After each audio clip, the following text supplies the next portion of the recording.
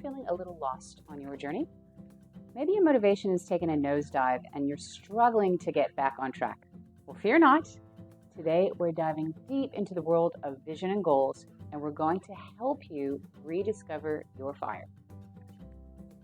Now, if you've tried to achieve your fitness goal, but you failed, it might be because you're not really clear about what you want.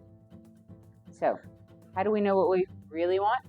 Now, in my 25 years of experience working with clients, it's always more than just losing 10 kilos or putting on some muscle. Uncover the real goal and you'll be more likely to achieve it. So how do we find our why? This is where we need to tap into our inner coach. Now, I'd like you to imagine you have an all-knowing inner coach who can guide you on the way to becoming your ideal self. Your inner coach knows precisely how to define success for you. They know your likes, your dislikes, your talents, and your dreams.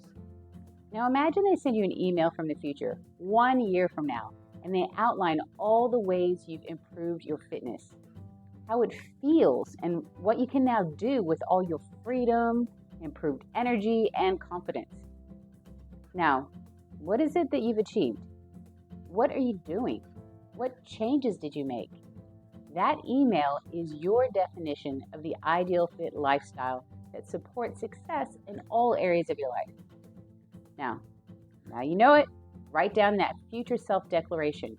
For example, you would write down, I am at a healthy weight, I enjoy exercise and eating healthy, and I have plenty of energy and focus for productivity. I have more time to enjoy the things that are most important in my life. There you go. Congratulations. You just took a powerful step. Mental practice, i.e. visualization, prepares you for success and helps you achieve your goals.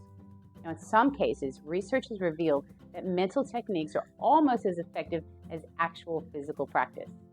Now, a study looking at brain patterns in weightlifters found that the patterns activated when a weightlifter lifted hundreds of kilos were the same patterns activated when they only imagined lifting. Now, this approach works for your goals too. So keep practicing imagining what your future self looks like. Create a new story for your mind to replicate in the real world. To clarify the concept, let's focus your vision like a laser beam. Imagine yourself in the future. You've achieved those goals. That's your future self, and that's how they see the world. They see it differently to the way that you see it now. Think about how you were 5 years ago. You had different skills, you had a different way of being. Similarly, if you fast forward just 1 year, your future self will possess a whole new way of living and have different experiences and enhanced skills. Now envision that future self being fit and full of energy. What would they do on a daily basis? Consider the habits or routines that they have that you currently don't. Is it waking up early? Is it eating healthy homemade meals? Or taking a daily walk? Select one of those routines and make it a goal to implement it into your current routine. This is a being goal. It's all about adopting a new way of being that gradually becomes part of who you are rather than something you merely want to achieve. Now that you know your being goal, you can set a performance goal for yourself. A performance goal is a specific achievement you'd like to make. So for example, losing a certain amount of weight or increasing your strength. Consider the example of losing 5 kgs. However, before committing to this goal, it's important to test its viability using the Smarten Up goal setting process. But what exactly does Smarten Up stand for? Let's break it down. S is for specific. Your goal must be precise and tailored to your desires. Vague statements won't cut it. Get specific about what you want to achieve. So yes, 5 kgs passes that test. M is for measurable. You need to quantify your goal so you can track your progress. Can we measure 5 kgs? Yep, all good. A, achievable and appealing. Here's where we might run into some issues. Your goal should be not just achievable, but appealing to you. Now, if I use this as an example, I happen to have a client who told me she wanted to lose 5 kgs. Was it achievable? Yes. But I asked her if losing 5 kgs was appealing. She thought about it and said, actually, no, it wasn't appealing. In fact, ever since she was a child, her family has always commented on her weight. The idea of losing 5 kgs wasn't hers, so she'd have no chance of achieving this. When I asked her what she wanted, she said she always wanted to be able to do push-ups. So we focused on her strength. She was much more enthusiastic about her training sessions. After 12 months of training, she could do 20 push-ups. She didn't lose 5 kgs, she lost 3, but she put on a kilo of muscle and her clothes felt better. She was much happier with her new result and her new attitude.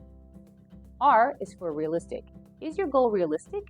This is a tough one. Yes, human bodies have limitations regarding what changes can occur in a time frame, like body composition and muscle gain. 5 kgs is realistic, 10 kgs, 20 kgs. They could all be realistic, but be careful when you think about what is realistic and that old habits and beliefs do not limit you. You might be afraid of setting a goal that you think you'll never achieve.